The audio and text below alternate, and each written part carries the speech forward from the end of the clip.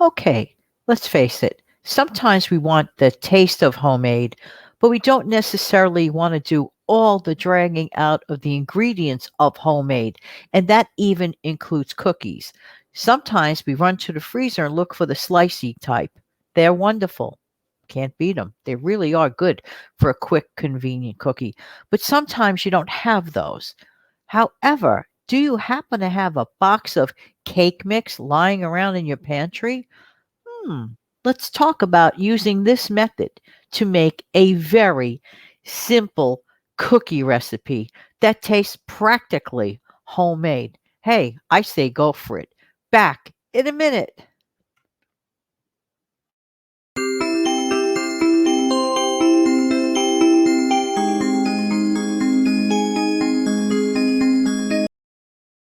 Hi, this is Jan from New York City. My channel name is Jan from New York City, saves money, and I really love helping people to keep some more of their hard earned money.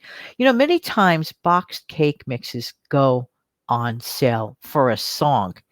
Really and truly, if you have a family, it doesn't hurt to stock up on a few. If you're by yourself, I would strongly consider keeping one or two maximum in the pantry just in case. Okay, you don't want to get too many if you're by yourself, but one or two boxes can last. So here's the method. The idea is you want to sort of kind of a homemade chocolate chip cookie without all the homemade ingredients to boot. So let's go over this very simple method. Many times people have done this, and I've done it myself.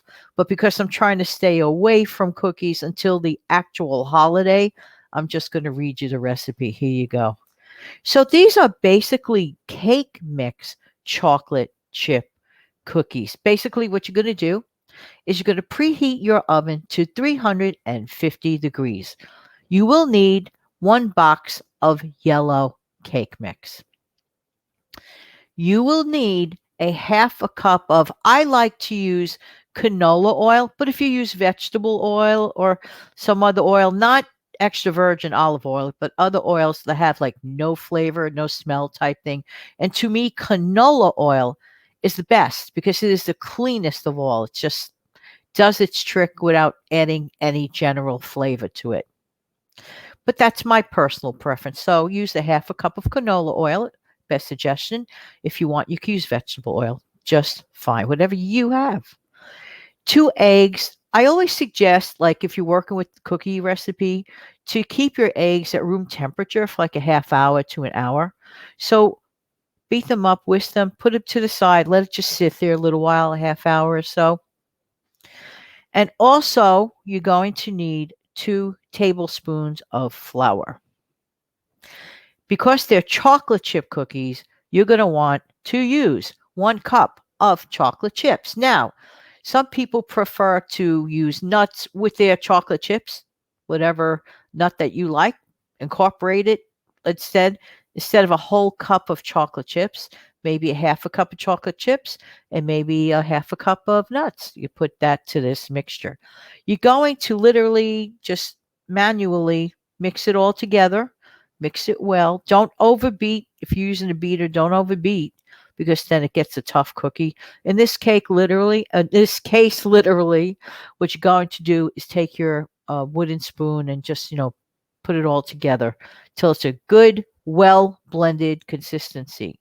Then you're going to spoon it out on top of a parchment paper or silicone lined baking sheet, and your oven has been preheating to 350 degrees. So let it bake off from about, I would say, 9 to 10 minutes. So, again, ovens vary. Again, keep your eye out on it. And so sorry to tell you, but that's it. No complications here. So then when the cookies are done, you put it on top of your stove is where I like to rest my tray. Don't touch it. I know the temptation is great. Let it sit there a good 5 to 10 minutes.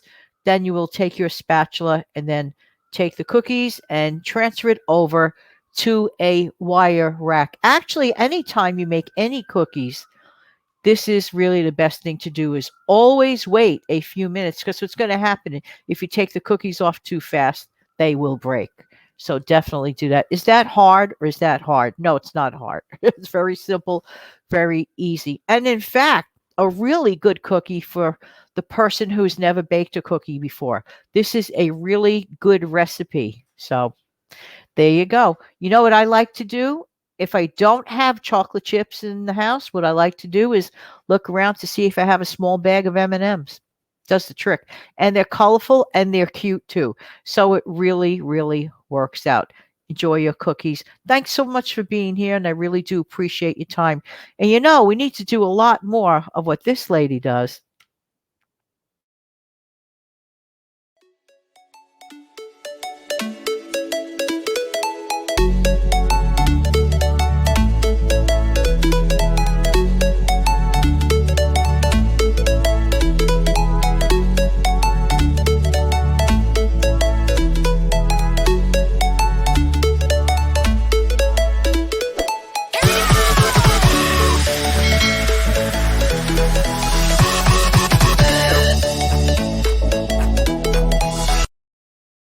Till the next time, take good care. Bye bye.